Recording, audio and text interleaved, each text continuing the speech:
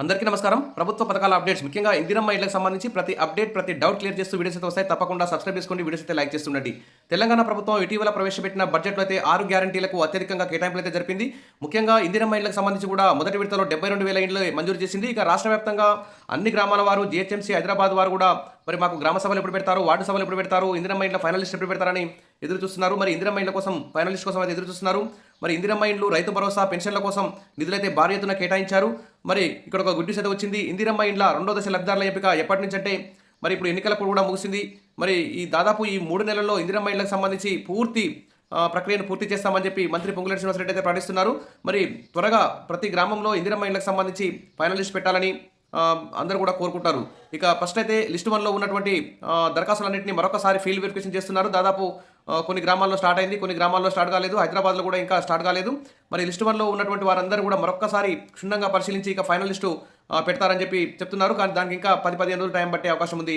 మరి ఇందిరమ్మ ఇళ్ల నిర్మాణానికి బడ్జెట్లో 12,571 కోట్లు కూడా కేటాయించింది. గతేడాది కంటే ఇది 4,147 కోట్లు ఎక్కువగా కేటాయించినట్లు ప్రభుత్వం అయితే చెప్తుంది.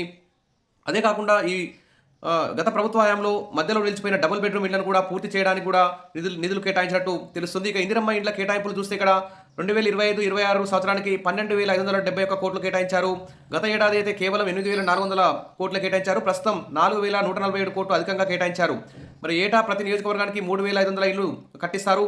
మొత్తం 4.5 లక్షల ఇళ్లను ప్రభుత్వం కట్టిస్తుంది. ఒక్కొక్క ఇంటికి 5 లక్షలు 4 విడతల్లో మంజూరు చేస్తుంది. ఇక కేంద్ర ప్రభుత్వం పట్టణ ప్రాంతాల్లో ఒక్కో ఇంటికి 1,50,000 ఇస్తుంది. గ్రామీణ ప్రాంతాల్లో అయితే 72,000 ఇస్తుంది. ఇక మిగిలిన నిధులన్నింటినీ రాష్ట్ర ప్రభుత్వమే భరిస్తుంది. కాబట్టి కేంద్రం సాయంగా రాష్ట్రానికి 1,000 కోట్లు వచ్చే అవకాశం ఉంది.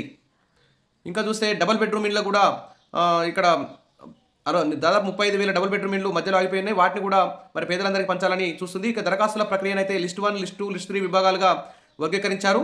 మరి లిస్ట్ 1లో ఉన్న వాటిని పరిశీలించి ప్రస్తుతం అయితే ఇళ్ళనైతే మంజూరు చేస్తారు.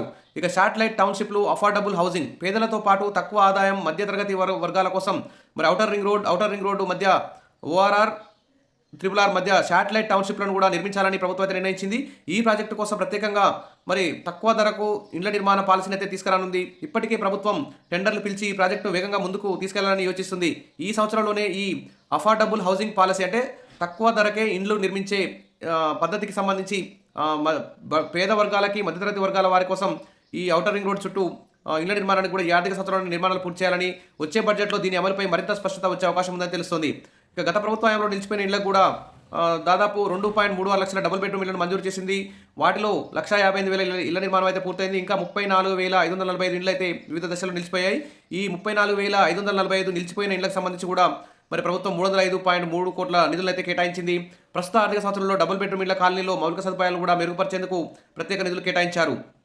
ఇక ముఖ్యాంశాలు చూస్తే ఇవి ఇందిరమ్మ ఇళ్లకు సంబంధించి ముఖ్యాంశాలు.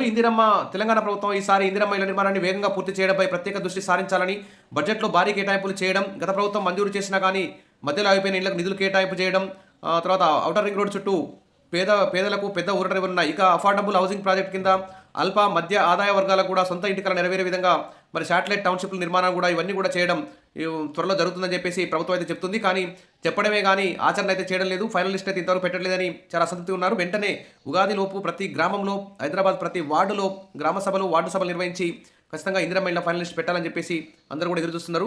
ఎందుకంటే 72,000 మందికి ఇచ్చి రాష్ట్ర వ్యాప్తంగా ఇంకా 3,80,000 మంది ఇందిరమ్మ ఇళ్ల కోసం ఎదురు చూస్తున్నారు. వారందరికీ కూడా ఇందిరమ్మ ఇల్లు ఇవ్వాలని చెప్పేసి కోరుకుంటున్నారు. అంటే మొత్తం ఇల్లు లేని వారు 30 లక్షల మంది ఉన్నారు. మొదటి విడతలో కేవలం 4,50,000 ఇళ్లే కట్టిస్తున్నారు. కాబట్టి ఆల్రెడీ 72,000 ఇళ్ళు ఇచ్చారు. ఇంకా 3,80,000 ఇళ్ళు మంజూరు చేయాల్సి ఉంది.